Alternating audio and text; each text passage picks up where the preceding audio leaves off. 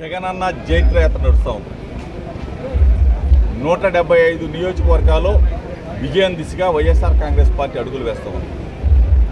ఈ పార్టీకి ఈరోజు ఎన్నికలు జరిగితే ఆంధ్రప్రదేశ్లో ఉన్న సర్వే సంస్థలు కానివ్వండి, భారతదేశంలో ఉన్న సర్వే సంస్థలు కానివ్వండి, 175 స్థానాలకి 139 స్థానాలు జగన్మోహన్ రెడ్డి గారు వైఎస్ఆర్ కాంగ్రెస్ పార్టీ బంపర్ మెజార్టీతో గెలవబోతున్నాడు అనేది అందరూ కూడా చెప్తా ఉన్న పరిస్థితి. ఈరోజు మనం చూసాం, మే 13వ తారీఖు ఎన్నికల నాటికి 139 కాస్త 175 స్థానాలు కూడా అవ్వచ్చు. ఈరోజు దుర్మార్గమైన విషయం ఏంటంటే, పోయిన నెల పెన్షన్లు ఆపేపించాడు చంద్రబాబు నాయుడు, ఈ నెల ఆపగలడు, కానీ వచ్చే నెల ఆపలేడుగా. మళ్ళీ జగన్ అన్నే వస్తున్నాడు కదా. జగన్మోహన్ రెడ్డి గారు మరలా వస్తా ఉన్నాడు. మరలా అవ్వాతాతలకి పెన్షన్ 10 తారీఖు నాడు సూర్యుడు ఉదయించక ముందే, కోడి కుయ్యక ముందే తలుపు తట్టించే కార్యక్రమం.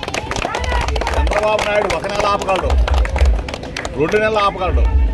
మా అమ్మలు ఉన్నారు, మా అమ్మమ్మలు ఉన్నారు, వాళ్ళు పడ్డ బాధ పోయిన నెల కానివ్వండి, ఈ నెల కానివ్వండి. 5 సంవత్సరాల నుంచి జగన్మోహన్ రెడ్డి గారు ప్రవేశపెట్టిన పెన్షన్ పథకం అవ్వాతాతల దగ్గరికి వచ్చి చిన్నారులైన వాలంటీర్లు అమ్మమ్మల్ని నాయనమ్మల్ని పలకరించి వాళ్ళ చేతిలో 3000 పెట్టే కార్యక్రమం. మరలా జగన్మోహన్ రెడ్డి గారు వచ్చే నెలలో ప్రమాణ స్వీకారం చేయబోతా ఉన్నారు. మళ్ళీ అవ్వాతాతలు చెప్తా ఉన్నా, ఎవరో కంగారు పడలా. చంద్రబాబు నాయుడు మూర్ఖుడు, రాక్షసుడు. 1 నెల ఆపగలడు, 2 నెలలు ఆపగలడు. ఇప్పుడు ఎలక్షన్ ఉంది కాబట్టి వచ్చే నెలలో ఆపలేడు కదా. జగన్ అన్న మళ్ళీ ముఖ్యమంత్రి కాబోతా ఉన్నాడు. జగన్ అన్న అందరినీ కూడా అమ్మల్ని చూసుకోబోతూ ఉంటాడు. ఈరోజు జగన్ అన్న అంటే నమ్మకం, జగన్ అన్న అంటే భరోసా.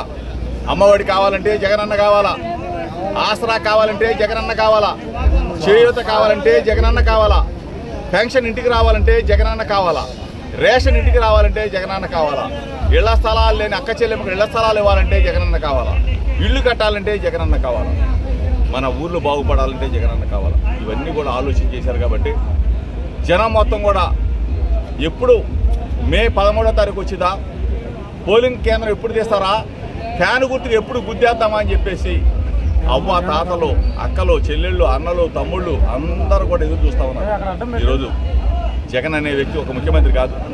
జగన్ నా బిడ్డ, నా పెద్ద కొడుకు, నా తమ్ముడు, నా చెల్లి, నా అన్నయ్య అని చెప్పేసి ప్రతి అక్క చెల్లి